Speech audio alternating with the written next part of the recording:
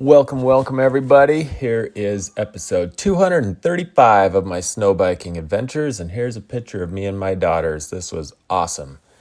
Today I want to talk about the rolling resistance, the brakes, the ski, the weight, the angle of attack, and what the heck is going on with Timbersled's future. So, yeah, here we go.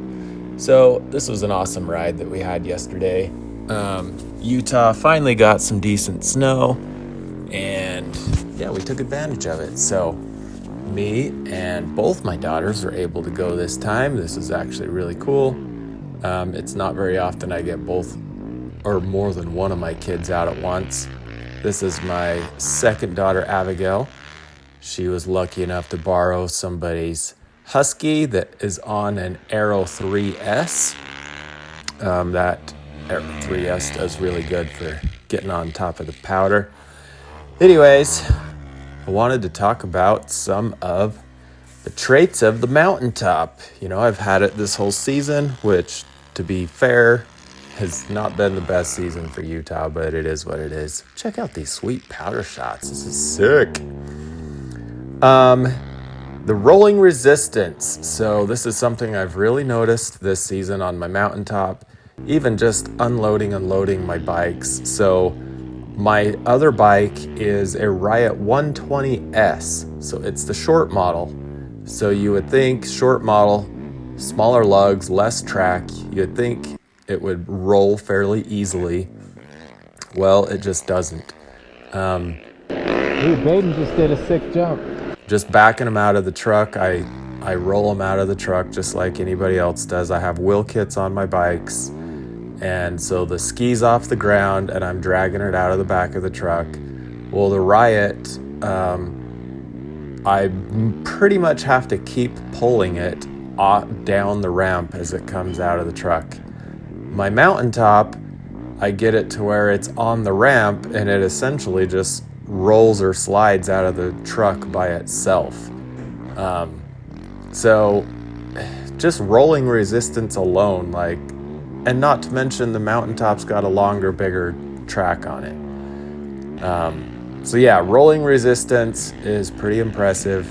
When you have really good rolling resistance, that means the bike is getting more of its power to the snow instead of wasting its power trying to turn the track. So that's a big plus. By the way, this is the longest clip of my video was me just trying to follow my girls around. You saw my first daughter, Abigail, hit a jump there. My second daughter, her style is just going fast.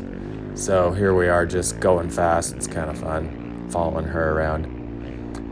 Anyways, so rolling resistance is way better. I think we talked about this in one of my other videos. There's less chain to turn. The chain isn't sliding over anything on the kit like chain sliders or anything. So there's just really nothing to hold it up. So it's very efficient.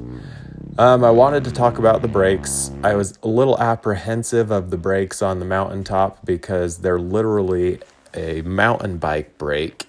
So it's small, it's lightweight. But the question is it going to be powerful enough? Well, bottom line, I have not had any issues with my brakes at all. They don't get snow on them. They don't get iced up. And they've been great. They've been powerful. So we really haven't had any problems with the brakes. The Timbersled brakes are also very powerful, but they're just bigger and bulkier and heavier. Here's me playing on the kids' Riot S120. That's actually a really fun, playful kit, but it's only a 2.5-inch lug and it is very noticeable. I'm going to put out another video here shortly where I show you me failing at doing wheelie turns multiple times because I didn't have traction. If you look close, you might notice I have the Timbersled ski on my bike here.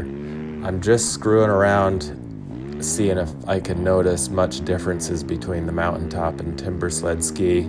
Right there you saw the Timbersled fork guard slam that tree out of the way. It was sick. Really not much to say about the ski because the jury's still out. I'm just messing around with it. Angle of attack, any of the snow bike kits that are full size are not going to have as shallow of an angle of attack of the Timber Sled S model kits. What I would love is if I could get any one of these taller full-size kits to be able to hop up and stay on top of the snow like the Timber Sled S models.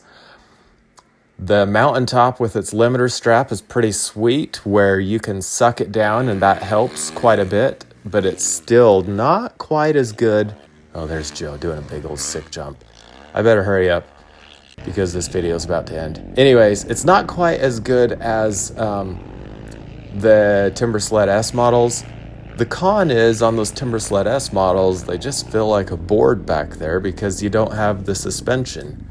So, long story short, we're out of gas here. See, I just died. Had to fill her up. Long story short, none of the kits are absolutely perfect and none of them can do everything, but I freaking love my MtnTop. This thing is a climber and I loved riding with both my girls this day. Thanks for watching, everyone. Oh, hey, before I go, I forgot I was going to say I wanted to talk about what's going to happen with Timber Sled. I'm pretty disappointed they announced they're closing doors.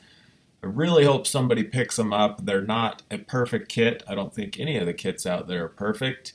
All of them have room for improvement. So, yeah, put your thoughts in the comments. I would love to know what everyone thinks. I really hope someone picks it up and we keep the progression of the sport going. Thanks for watching. By the way, I've got links of all the crap I use in my video description. Thanks.